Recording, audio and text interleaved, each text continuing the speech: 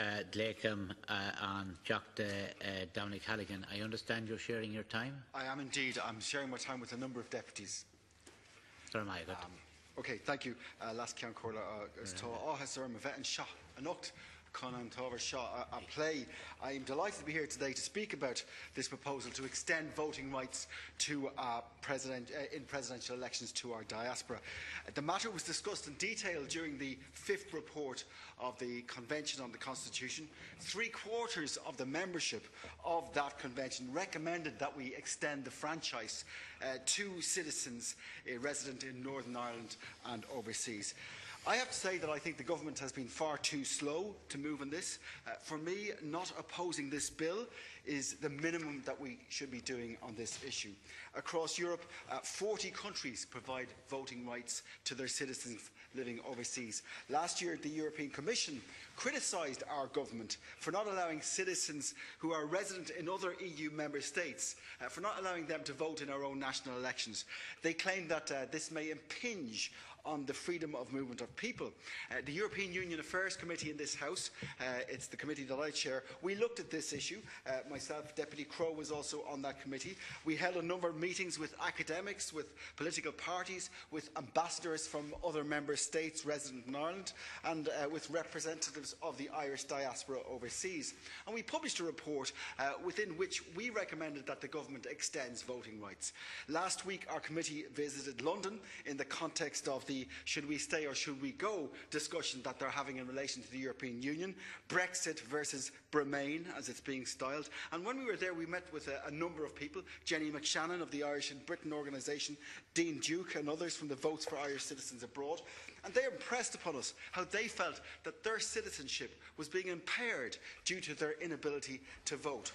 Now, as somebody who was a member of the Irish diaspora for 17 years, I know exactly how they feel. I share their views, and I believe that it's time that we right this wrong.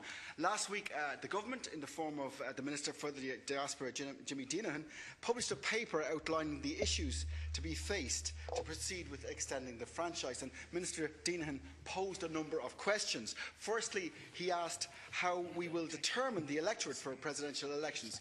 A full implementation of the recommendations of the Constitutional Convention would include all citizens resident in the state and also citizens resident outside the state. That would equate to approximately 4.5 million voters within the state and 3.5 million outside the state, which would mean that about 43% of the electorate would be living outside the state.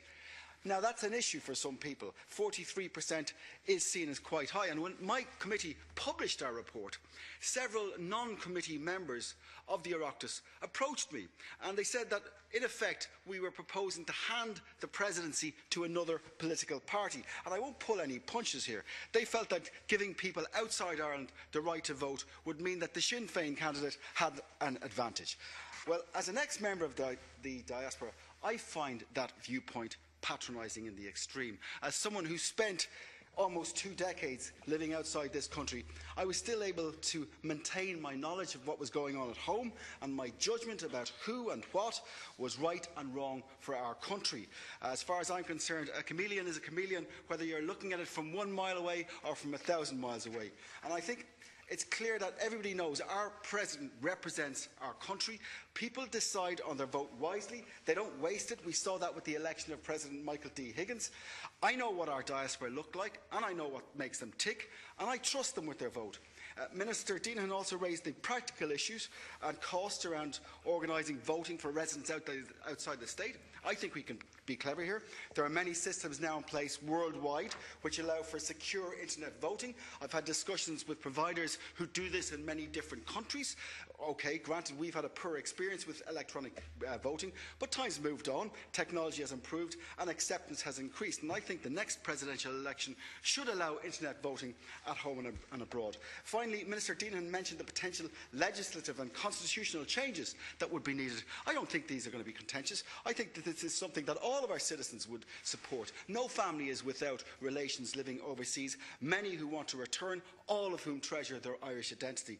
Last Ceann Comhairle, I have no illusion about whether we will see progress on this before the next election. Sadly, I don't think the government will push this as a priority. So I hope that in the absence of progress over the next year, that this will form part of the election manifesto of the main parties in the country. Certainly from within the Labour Party, I will work to see that it forms part of ours. Gurmahagat.